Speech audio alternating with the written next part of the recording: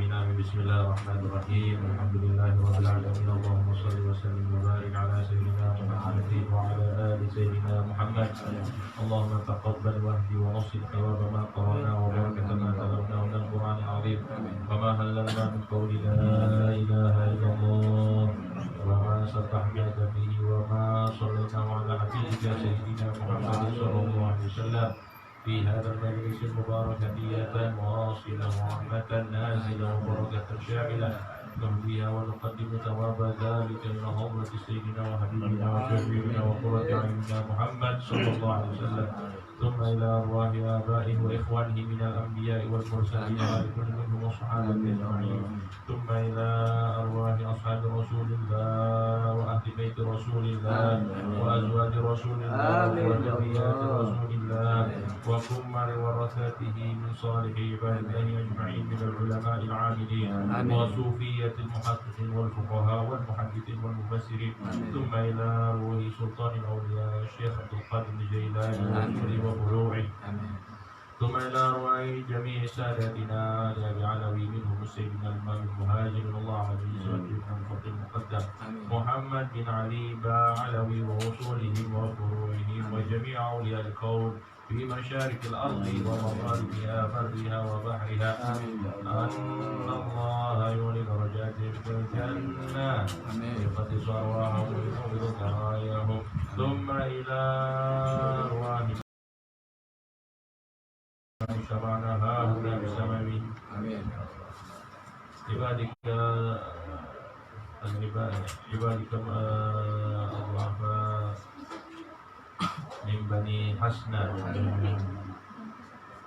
وإلى روح سيد الوالد عبد الرحمن حسن وإلى روح أبا الشيخ حسن وإلى روح حبيب حسن بن نجيب وإلى سالم بن عبد الله وإلى روح أبا ميمونة بنت أحمد وأصولهم وفروعهم وجميع أموات المسلمين عامة إلى أرواح آبائنا وآبائكم وأمهاتنا وأمهاتكم وجميع أمهات المسلمين عامة أوصل اللهم ثواب ذلك منا إليهم واجعله نورا يسعى ويتلألأ بين أيديهم واجعله فكاكا له من النار وفداء له من النار وسترا له من النار وحجابا له من النار اللهم اغفر لهم وارحمهم وعافهم واعف عنهم اللهم أدخل في قبورهم الروح والريحان والفسحة والأمان والعفو والرضوان يا حنان يا منان يا من إذا صينا وطويل صينعان إنك على كل شيء قدير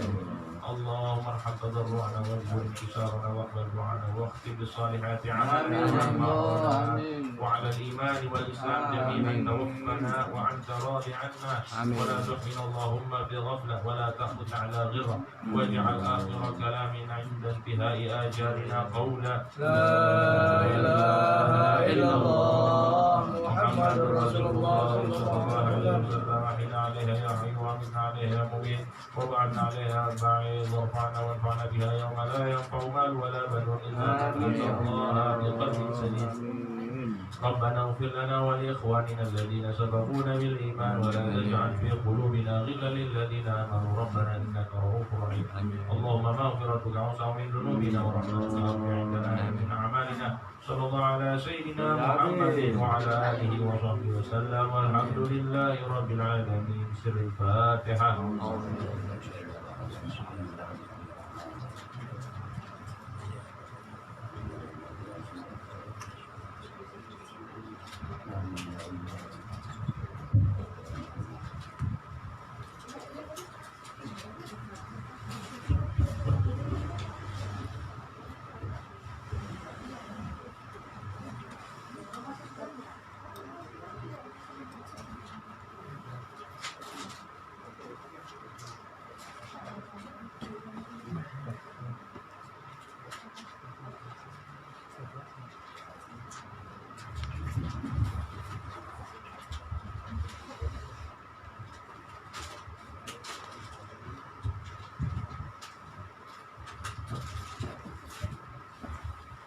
Bismillahirrahmanirrahim. Assalamualaikum warahmatullahi wabarakatuh. Waalaikumsalam warahmatullahi wabarakatuh. Alhamdulillah rabbil alamin. وبه نستعين على أمور الدنيا والدين والصلاة والسلام على أشرف الأنبياء والمرسلين سيدنا محمد وعلى آله وصحبه أجمعين أما بعد سبحانك لا علم لنا إلا ما علمتنا إنك أنت العليم الحكيم رب اشرح لي صدري ويسر لي أمري واحلل عقدة من لساني يفقهوا قولي وسدد لساني واهد قلبي بحق سيدنا محمد صلى الله عليه وسلم. Jemaah sekalian yang dirahmati Allah Subhanahu wa taala, marilah kita mulai majelis kita pada sore hari ini dengan sama-sama berniat yaitu ta'allum sebagaimana diajarkan oleh Habib Abdullah bin Al-Haddad. Kita awali dengan dari surah Al-Fatihah. Astaghfirul jalsa bimana wa huwa aslamuna wa rijaluna wa syuyukhuna wa aba'una salihun Allahu yudkhilu niyatina fi niyatihim wa amalana fi amalihim wa akhlaqana fi akhlaqihim wa nastaghfiru arwahahum mutahhiratan zakiyah fi hadzal majlisil mubarak wa nawaitu bi ma nawaw wa ila hadratin nabiy Muhammad sallallahu alaihi wasallam sirril Fatihah.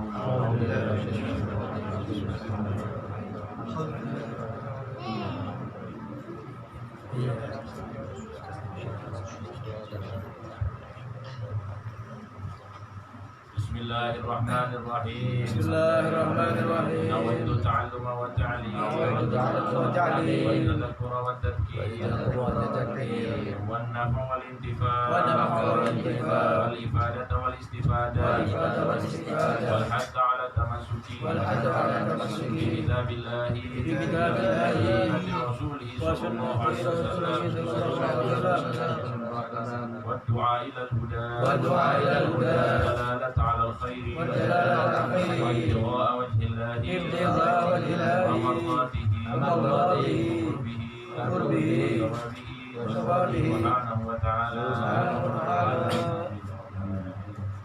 Jemaah sekalian yang dirahmati Allah, sebelumnya saya mengucapkan permohonan maaf yang sebesar-besarnya kepada yang atas keterlambatan.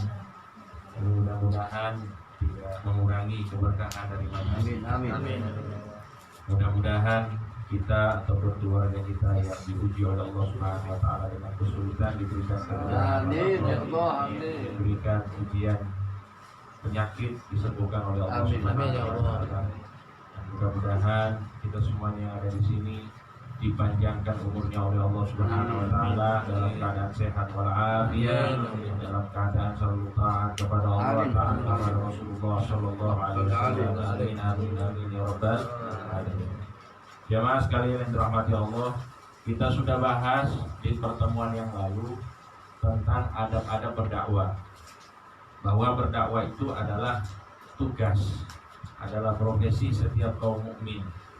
Siapapun dia memiliki kewajiban untuk berdakwah dalam ruang lingkup yang bisa dia sampaikan dakwah tersebut. Kalau misalnya dia merasa atau mungkin dia tidak memiliki ladang dakwah yang cukup, maka dia bisa berdakwah dengan dirinya sendiri, dalam arti dia mengamalkan apa yang sudah dia ketahui dari ilmu, itu termasuk dakwah. Maka misalnya di dalam profesinya dia seorang pedagang, dia mengamalkan syariat, maka di dalam pengamalan syariat itu terdapat dakwah di dalam. Maka setiap kita itu sebenarnya berdakwah, baik dengan lisan, baik dengan tulisan, dan baik dengan perbuatan. Perbuatan itu dikenal dengan ad-da'watu bil hal, berdakwah dengan tingkah laku kita. Dan itu sebenarnya kalau kita melihat banyak hadis Nabi Muhammad SAW, dakwah beliau itu kebanyakan seperti itu. Bagaimana beliau memperlihatkan syariat di dalam diri beliau, tingkah laku beliau. Sehingga ketika ditanya Siti Aisyah, kaifa kana khuluqu Rasulillah sallallahu alaihi wasallam, bagaimana, coba gambarkan kepada kami akhlaknya Rasulullah. Maka dijawab oleh Sayyidatuna Aisyah, kana khuluquhul Quran. Akhlaknya Nabi itu ya Quran. Ka'annahu Qur'anun yamshi 'alal ard. Seakan-akan beliau itu Quran yang berjalan di atas bumi. Maka kesehariannya Rasulullah SAW itu dakwah. Orang bisa mempelajari banyak hal dari apa yang menjadi keseharian dan sifat-sifat serta akhlaknya Nabi Muhammad SAW. Tapi kalau misalnya kita diberikan ruang yang lebih daripada itu, maka bersyukur kepada Allah. Artinya kita bisa majlisan, kemudian dari majelis itu kita bisa menyampaikan dakwah. Atau mungkin kalau tidak bisa menyampaikan dakwah tapi bisa menjadi fasilitator untuk dakwah, itu juga termasuk dakwah itu. Saya nggak bisa ceramah, ya sudah, berarti saya bikin majelis saja, tapi yang ceramah dari luar misalnya, itu termasuk dakwah itu. Jadi apapun keterlibatan kita di dalam dakwah, maka insya Allah kita akan mendapatkan bagiannya di sisi Allah Subhanahu wa Ta'ala. Dan sudah kita sampaikan bahwa dakwah itu banyak sekali medianya, termasuk sekarang ini media sosial ini dakwah semuanya. Status kita itu dakwah. Maka semua yang kita lakukan ya dalam rangka dakwah, kita niatkan dakwah. Karena dakwah itu adalah tujuan utama para nabi dan rasul diutus oleh Allah Subhanahu wa Ta'ala. Jadi kalau kita mengambil profesi ini, kita menggugurkan kewajiban kita sebagai orang mukmin dan kita melanjutkan apa yang sudah menjadi tugas para nabi dan rasul.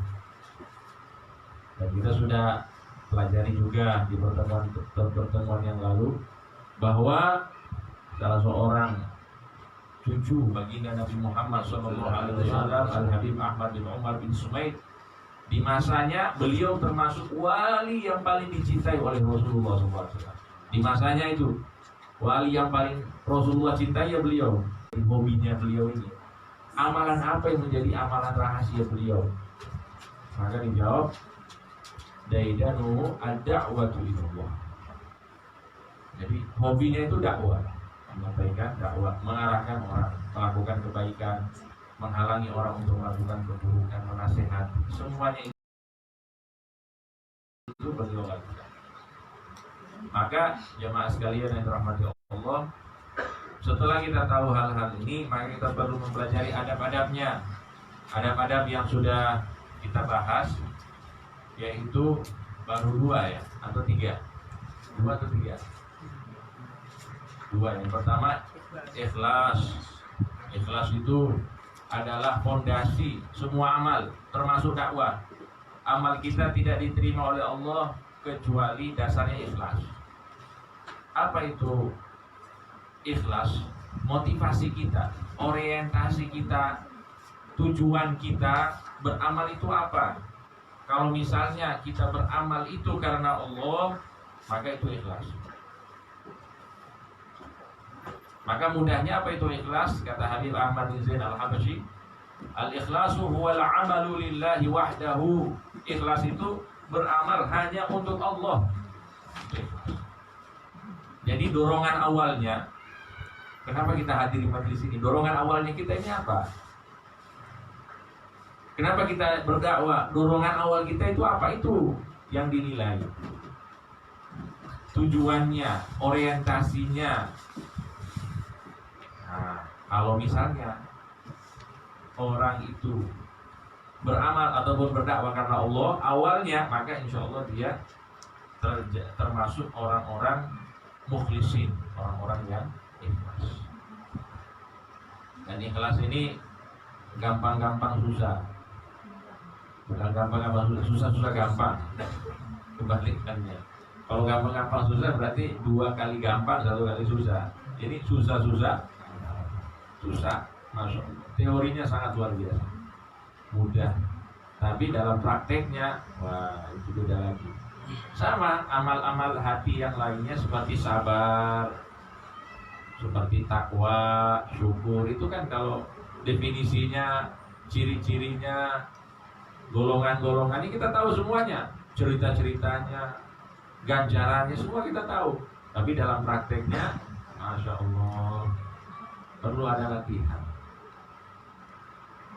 Kalau misalnya untuk kebaikan jasmani kita perlu latihan secara kontinu, maka untuk masalah batin ini jauh lebih memerlukan latihan. Saya sering bilang itu kayak orang fitness. Orang fitness itu kalau nggak istiqomah ya perutnya tetap buncit. Nah, kalau nggak istiqomah sekali-sekali, sekali dua kali, ditinggal sebulan ya tetap buncit. Tapi kalau setiap hari dia istiqomah, maka insya Allah dia akan mendapatkan hasil.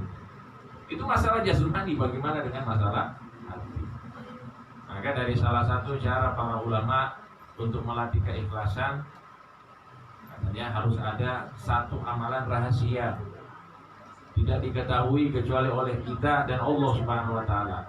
Bahkan anak istri kita itu tidak tahu, teman dekat kita tidak tahu. Itu kalau ada amal seperti itu, maka bersyukur. Karena amal itu semakin dia tersembunyi dari orang, maka semakin dekat dengan ikhlas. Kullama akhfa akhlas. Semakin tersembunyi amal itu tidak diketahui oleh orang, maka semakin ikhlas. Jadi dari kumpulan amal kita ini, usahakan ada satu amal rahasia. Mau sedekah, mau zikir, baca Quran, silakan. Tapi itu hanya antara kita dan Allah. Itu disebutkan oleh para ulama dengan khobi'ah. Apa? Khobi'ah. Khobi'ah itu amalan rahasia. Nanti dari khobi'ah ini ikhlas kita akan terlatih. Ikhlas kita akan terlatih. Dan diharapkan ya dari satu amalan ini bisa menjangkit ke amal-amal yang lain. Maksudnya ikhlasnya.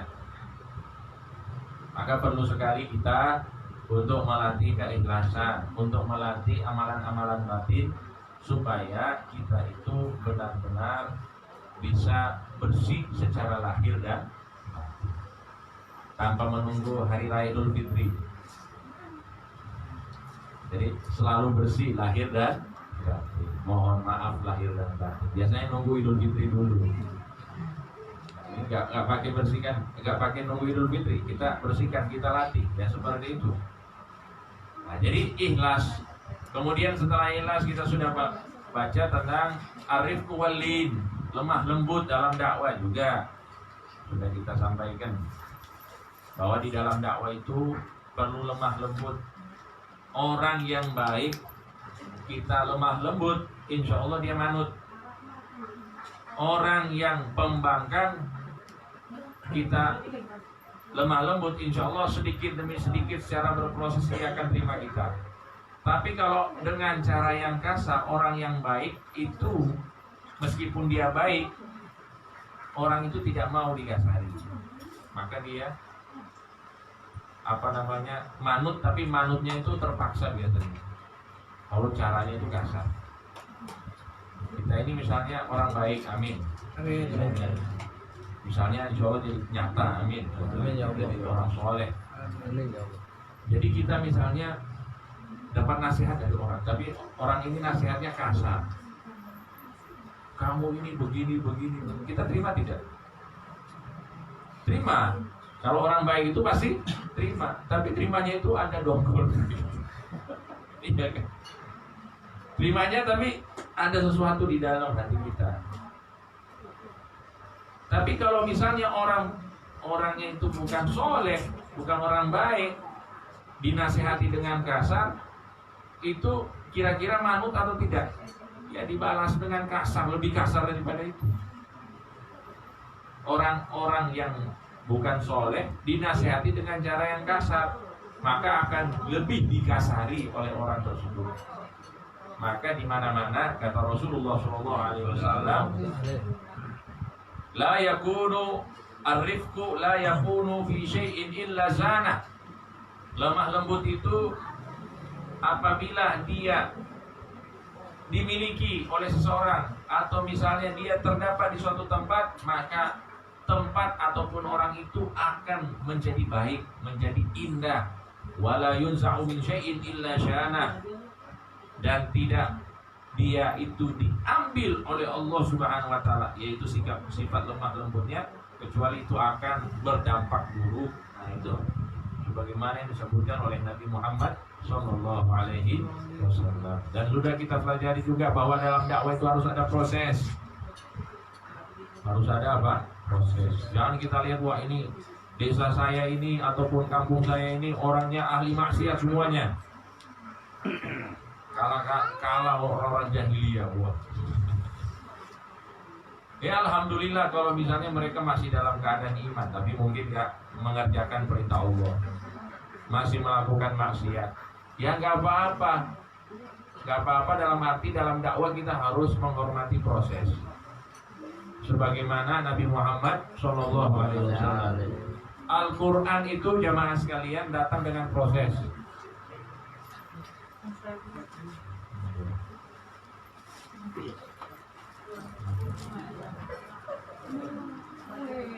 Al-Quran itu mengajarkan kita apa? Proses. Bahwa segala sesuatu itu butuh proses. Bahkan penciptaan langit dan bumi itu butuh proses. Kenapa harus 6 hari? Kenapa nggak sehari aja? Bahkan Allah itu sedetik itu bisa Allah Subhanahu wa taala. Tapi kenapa 6 hari? Mengajarkan proses. Bahwa segala sesuatu itu butuh proses.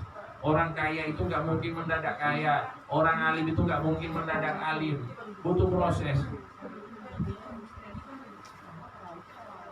Tamannaita antum siya faqihan munadhiran bi ghairi ana'in fal jununu fununu, kata ulama.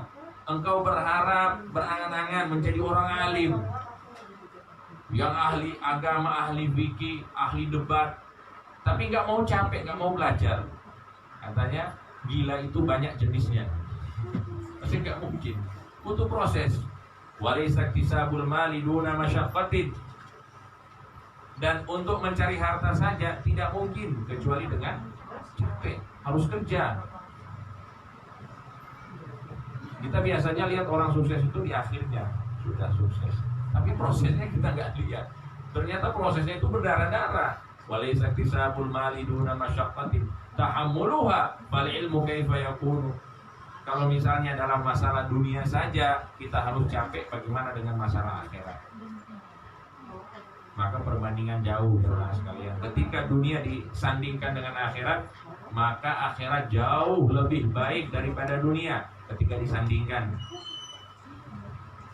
Kita tidak mengatakan dunia itu buruk. Dunia itu baik untuk kehidupan kita. Dunia mazra'atul akhirah. Dunia adalah ladang untuk akhirat.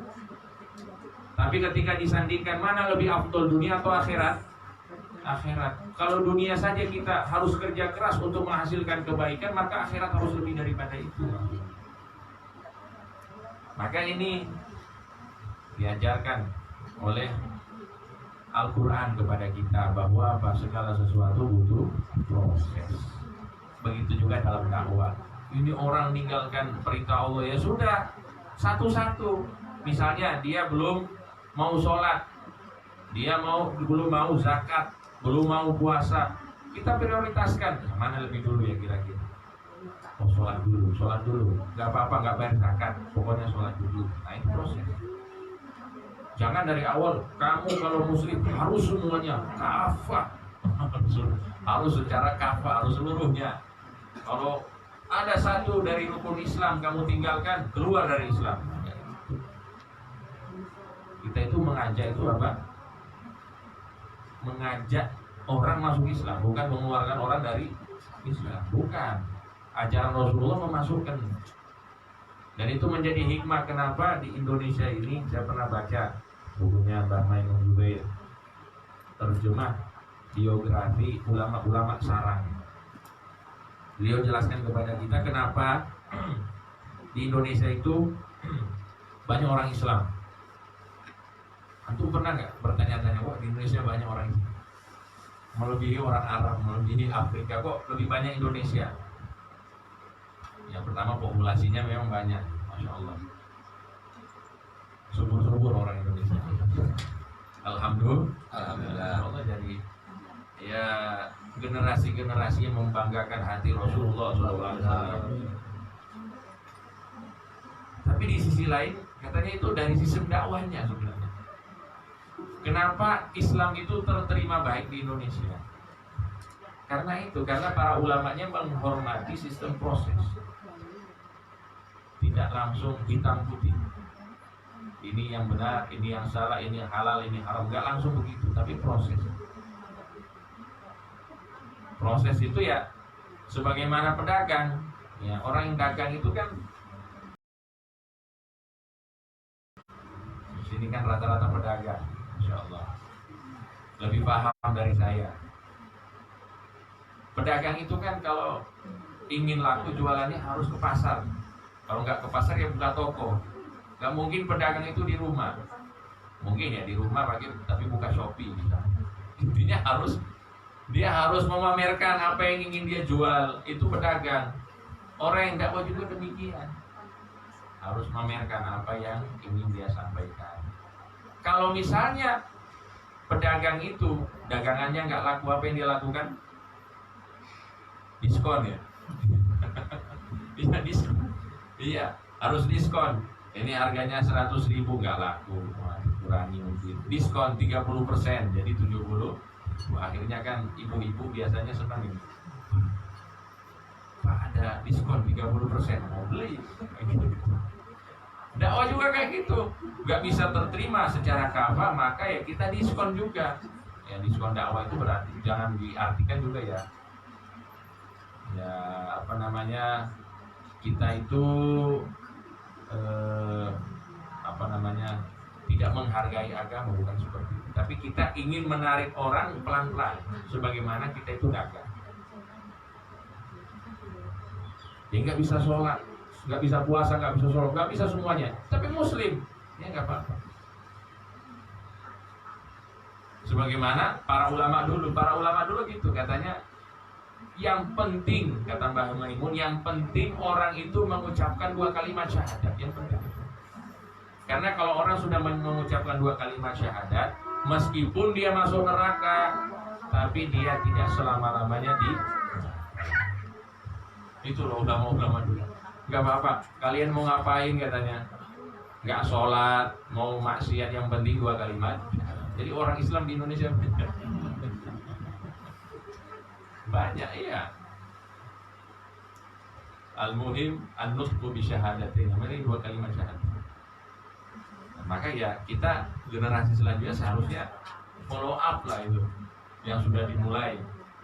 Follow up. Maka kita perlu majelis, kita ajak orang. Nah, ini sebenarnya melanjutkan estafet perjuangan para ulama terdahulu.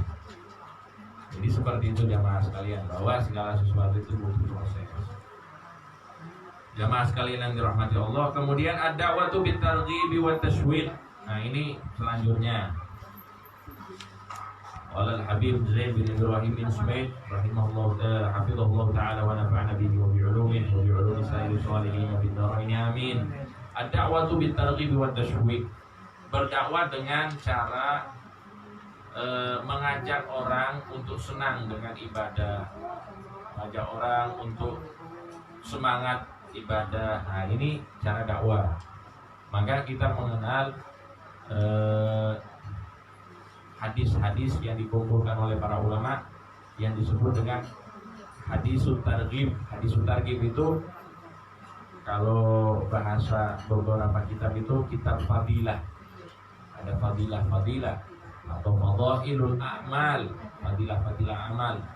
Nah, itu dakwah juga.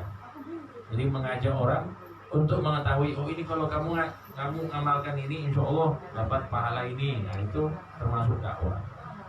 Bahwa dakwah yang jadi seperti ini lebih diutamakan ketimbang dakwah dengan cara menakut-nakuti.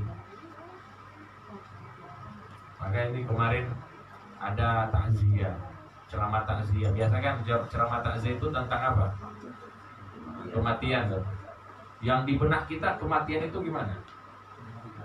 Masya sakratul maut, ditebas dengan pedang beratus-ratus kali, ya kan? Atau seperti orang yang hidup dikuliti, itu kan ngeri. Nanti di neraka, di alam kubur gelap, nanti ada ular, ada penyempitan dan lain sebagainya. Wah, masya Allah. Di akhirat juga demikian. Jadi kita itu lebih suka hidup sekarang, mau mati. Karena apa? Sudah ditakut-takuti dari awal. Kenapa tidak diseimbangkan penjelasannya? Ya. Nah, saya menyalahkan diri juga. Dulu juga senang itu bahas tentang hal-hal yang menakutkan. Ya bukannya orang jadi siap-siap untuk mati. Maka malahan sekarang mereka mau umur panjang, gak mau mati karena takut mati. Jadi dakwanya ini nggak kesampaian tuh. Padahal kita kan ingin menyampaikan bahwa kalau proses kematian menuju akhirat itu menakutkan loh, maka perlu ada persiapan. Mereka bukan seperti itu orang-orang zaman sekarang. Mereka pikirnya, oh kalau begitu saya harus mencari cara gimana saya bisa umur panjang. Saya takut mati. Itu tujuannya nggak sampai. Padahal apa? Padahal mengingatkan seseorang untuk mengingatkan seseorang tentang kematian itu supaya dia siap-siap untuk mati. Tapi sekarang enggak.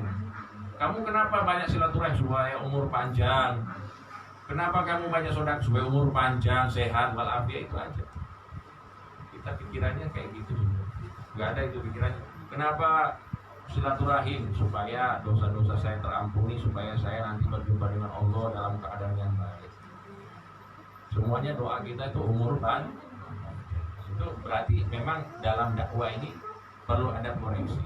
Maka ketika kita baca misalnya surat An-Nazi'at, di mana Allah Subhanahu wa taala berfirman, "Wan nazi'ati gharqa wan nasyitati nashta wasabihati fasabiqati falmudabbirati amra."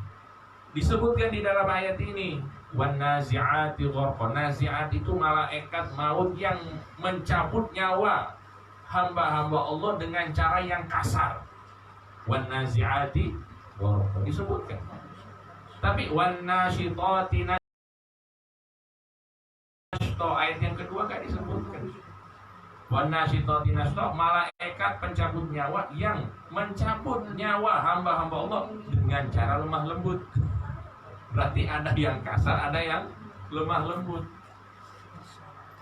Nah, kata Habib Zain, dalam dakwah itu lebih baik hal-hal yang istilahnya menyenangkan lah. Bicara tentang, wah nanti sakaratul maut itu enak loh. Nanti di alam kubur itu, dunia ini enak, tapi kalau masuk di alam kubur jauh lebih enak. Kalau dapat enaknya, jauh lebih enak. Di akhirat juga demikian, lebih enak daripada alam kubur kalau dapat enaknya. Maka kita harus semangat ibadah, gitu. Yang orang lebih termotivasi untuk paham gitu.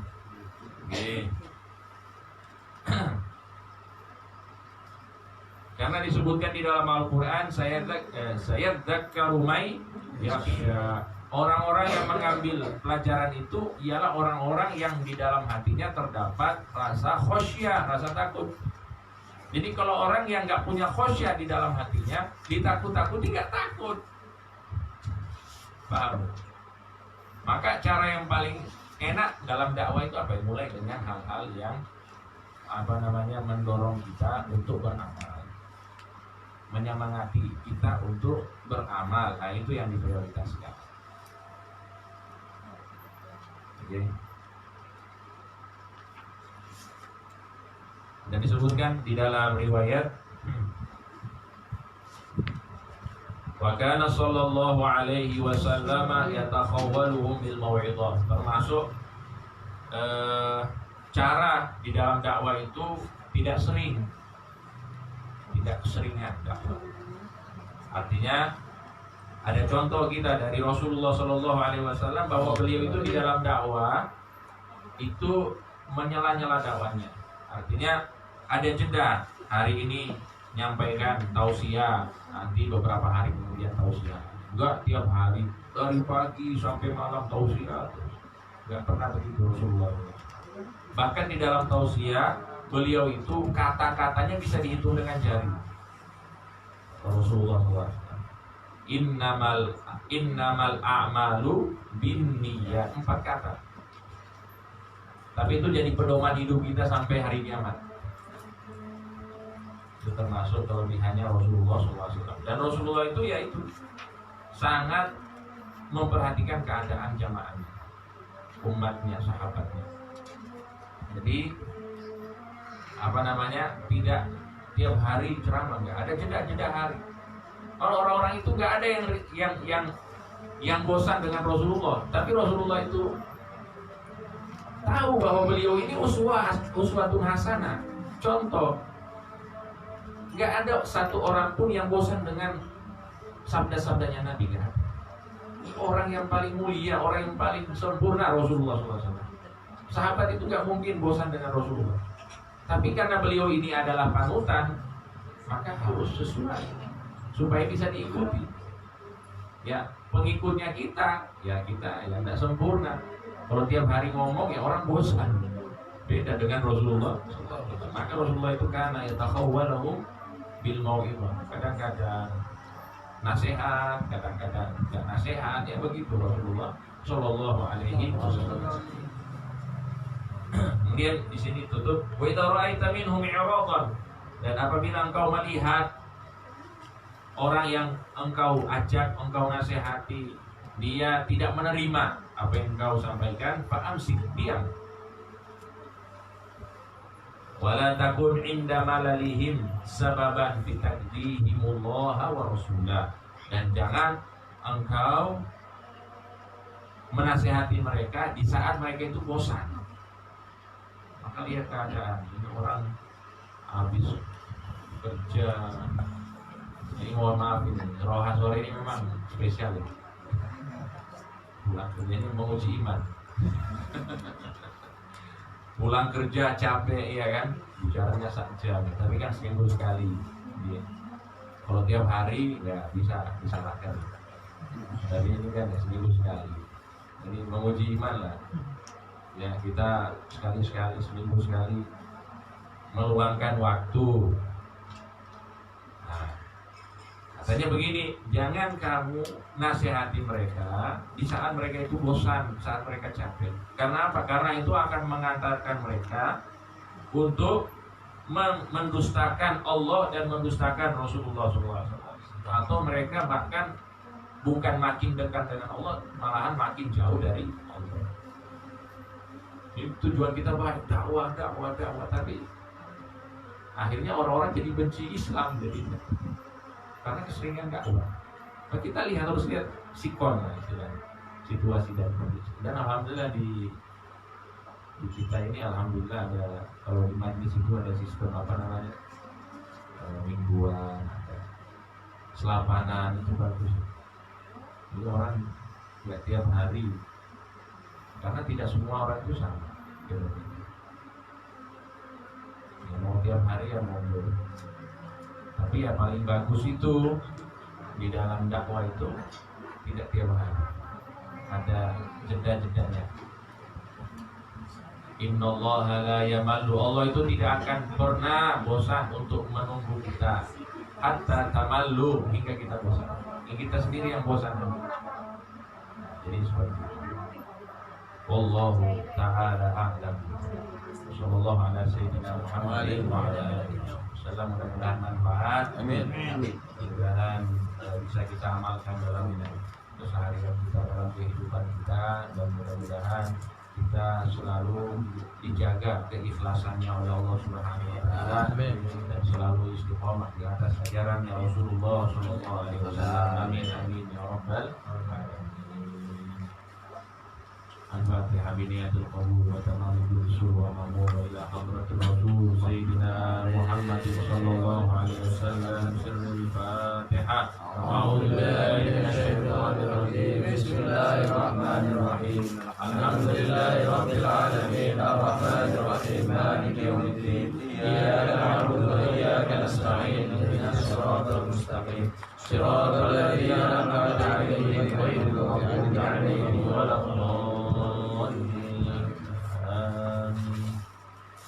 Allahumma salli wa sallim ala sayyidina Muhammadin miftahi babi rahmatillah, adada ma fi ilmillah, salatan wa salaman daimaini bidawami mulkillah, wa ala alihi wa sahbihi. Allahumma ja'al fi ta'atika farahi wa sururi, wa fi mardatika jami'a umuri. اللهم يا عالم بحالاتي ومطلع على سرائر ونياتي اقضي جميع حاجاتي واغفر ذنوبي وسيئاتي وتجاوز عن خطيئاتي وزلاتي وتقبل جميع حسناتي وسامحني فيما مضى وما يأتي واكتبني في ديوان سادتي واسلك بي سبيل نجاتي في حياتي ومماتي اللهم إني طامع في عطاء راغب في الرضا مستسلم لقضاء فاكتبني من أولياء واسلك بي سبيل هداك والحقني بأصفياء صلى الله على سيدنا محمد وعلى آله وصحبه وسلم والحمد لله رب العالمين.